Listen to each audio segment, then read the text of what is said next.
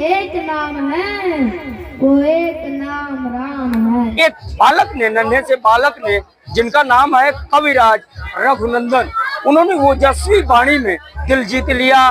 लोगों में ऐसा जोश भर दिया, उमंग भर दिया, भक्ति की धारा प्रवाहित कर दी, जो यहाँ वर्षों तक याद रखी जाएगी। कविराज रघुनंदन, कविराज रघुनंदन, कविराज रघुनंदन। पवन त्रिपाठी और माताजी रिंकी त्रिपाठी, आप लोग ताली बजाइए बच्चे के लिए, उनके परिवार के लिए और श्याम कुमारी जी के लिए। हमारे देश में एक परंपरा रही है, आज की माएँ एक एक घंटा रील में निकाल देती हैं, बच्चे को 1 घंटा रामायण पढ़ाएं। हमारा सनातन धर्म ऐसे ही बचेगा जब हम राम को जानेंगे।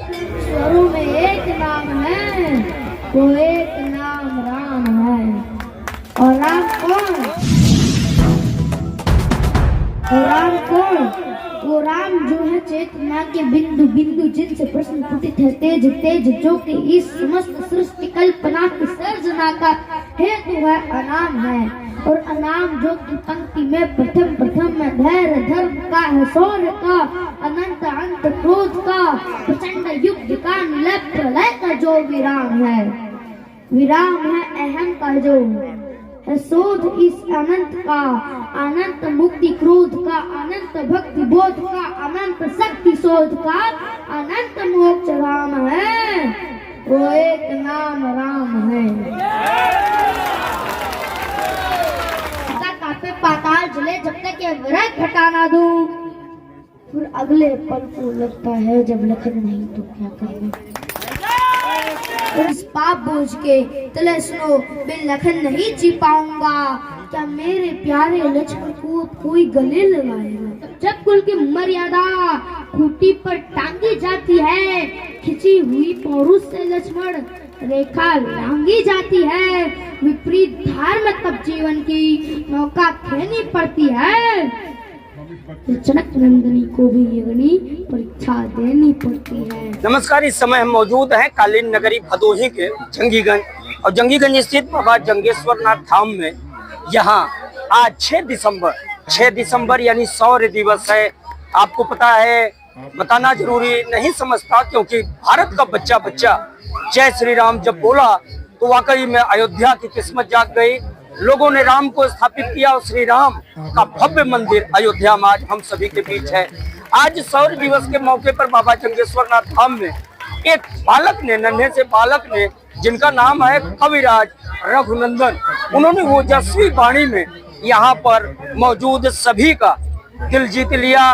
लोगों में ऐसा जोश भर दिया, उमंग भर दिया, भक्ति की धारा प्रवाहित कर दी, जो यहाँ वर्षों तक याद रखी जाएगी। हमारे साथ कविराज रघुनंदन के माता पिता मौजूद हैं। मेरा नाम पवन त्रिपाठी है और मेरा मूल निवास जो है पखवैया चेतगंज।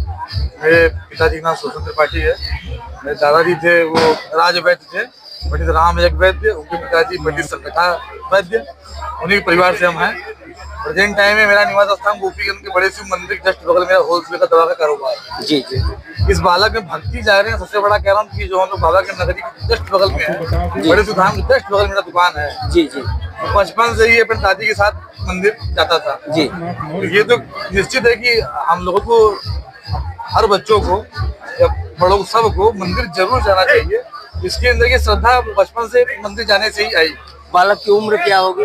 बालक की उम्र 10 साल है। हम लोग का योगदान बस इतना है, दोनों माता पिता का। जी जी। जब बच्चा मोबाइल पे कोई भी कार्टून देखना चाहे तो हम लोग बस कोई भी धार्मिक चीज लगाकर जी उसको पकड़ा दें। ये मैंने ना बालक से ही पूछा कि बेटा तुम क्या बनना चाहते हो बड़े होकर? IAS बनोगे, टीचर बनोगे, इंजीनियर बनोगे, डॉक्टर बनोगे, क्या बनना चाहते हो?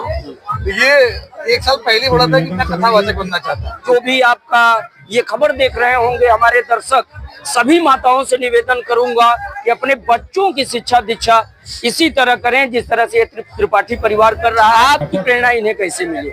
मैं हर माता से बस ये कहना चाहती हूँ कि बच्चे से मोबाइल छीनने से पहले खुद मोबाइल चलाना बंद करें। बच्चे को मोबाइल आप तब नहीं देंगी जब आप खुद नहीं चलाएंगे। आज की माएँ एक एक घंटा रील में निकाल देती हैं। बस ये कहना चाहती हूँ कि बच्चे को 1 घंटा रामायण पढ़ाएं, क्योंकि हमारा सनातन धर्म ऐसे ही बचेगा जब हम राम को जानेंगे। हम कृष्ण को जानेंगे।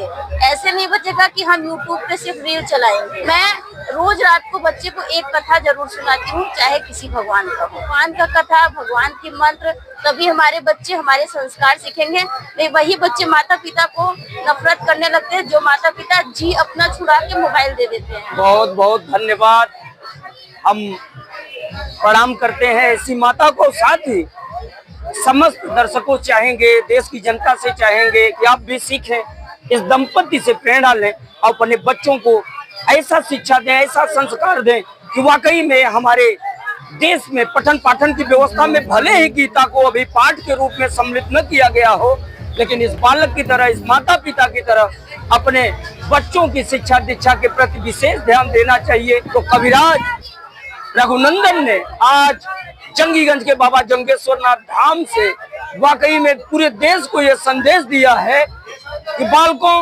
मोबाइल से दूरी बनाओ, अपनी संस्कृति, अपनी सभ्यता और अपने सनातन के प्रति एक कदम आगे बढ़ाओ। कालीन नगरी भदोही से मैं मिथिलेश द्विवेदी।